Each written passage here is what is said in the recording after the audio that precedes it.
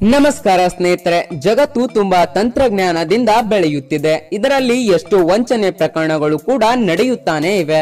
ಹಾಗಾದ್ರೆ ನಿಮ್ಮ ಬ್ಯಾಂಕ್ ಖಾತೆ ಹೇಗೆ ಸುರಕ್ಷಿತವಾಗಿ ಇಟ್ಟುಕೊಳ್ಳಬೇಕು ಮತ್ತು ಅವುಗಳನ್ನ ಭದ್ರವಾಗಿ ಇಡಲು ಏನು ಕ್ರಮ ತೆಗೆದುಕೊಳ್ಳಬೇಕು ಎಂಬುದರ ಸಂಪೂರ್ಣ ಮಾಹಿತಿಯ ಜೊತೆಗೆ ನಿಮ್ಮ ಹತ್ತಿರ ಪ್ಯಾನ್ ಕಾರ್ಡ್ ಗಳಿದ್ದರೆ ನಿಮಗೆ 10,000 ದಂಡ ಬೀಳುವುದು ಖಚಿತ. ಅದು ಹೇಗೆ ಅಂತೀರಾ?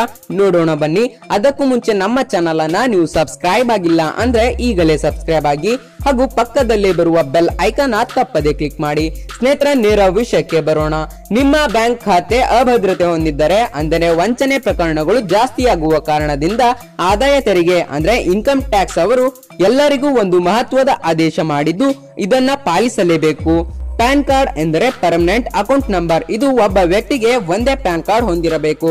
ಅಂದ್ರೆ ನಿಮಗೆ ಆಧಾರ್ ಕಾರ್ಡ್ ಹೇಗೆ ಒಬ್ಬ ವ್ಯಕ್ತಿಗೆ ಒಂದೇ ಇರುತ್ತದೆಯೋ ಹಾಗೆ ಪ್ಯಾನ್ ಕಾರ್ಡ್ ಕೂಡ ಒಬ್ಬ ವ್ಯಕ್ತಿಗೆ ಒಂದೇ ಪ್ಯಾನ್ ಕಾರ್ಡ್ ಹೊಂದಿರಬೇಕು. ಆದರೆ ಕೆಲವೊಬ್ಬರು ಒಂದಕ್ಕಿಂತ ಹೆಚ್ಚು ಪ್ಯಾನ್ ಕಾರ್ಡ್ ಹೊಂದಿದ್ದರೆ ಇದು ಕಾನೂನು ಬಾಹಿರ ಆದ ಕಾರಣ ಈಗಲೇ ನಿಮ್ಮ ಹತ್ತಿರದ ಆದಾಯ ತೆರಿಗೆ ಇಲಾಖೆಗೆ ಹೋಗಿ ಇದ್ದ ವಿಷಯವನ್ನ ಅವರಿಗೆ ಹೇಳಬೇಕು. ನಿಮ್ಮ ಹತ್ತಿರ ಒಂದಕ್ಕಿಂತ ಹೆಚ್ಚು ಪ್ಯಾನ್ ಕಾರ್ಡ್ ಹೊಂದಿದ್ದರೆ ಅವರಿಗೆ ಹೇಳಿ ಒಂದೇ ಪ್ಯಾನ್ ಕಾರ್ಡ್ ಮಾಡಿಸಿಕೊಳ್ಳಿ.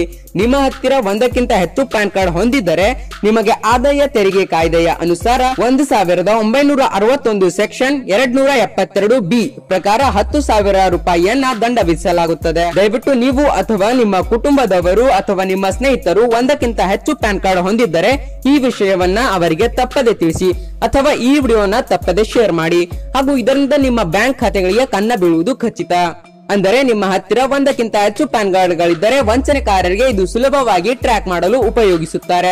ಅದಕ್ಕಾಗಿ ನೀವು ಈಗಲೇ ಆದಾಯ ತೆರಿಗೆ ಇಲಾಖೆಗೆ ಭೇಟಿ ನೀಡಿ ಒಂದೇ ಪ್ಯಾನ್ ಕಾರ್ಡ್ ಅನ್ನ ಮಾಡಿಸಿಕೊಳ್ಳಿ. ಈ ವಿಷಯ ನಿಮ್ಗೆ ಇಷ್ಟವಾಗಿದೆ ಅನ್ಕೊಳ್ತೀನಿ. ಇಷ್ಟವಾಗಿದ್ರೆ ಲೈಕ್ ಮಾಡಿ, ಶೇರ್ ಮಾಡಿ, ಕಮೆಂಟ್ ಮಾಡಿ.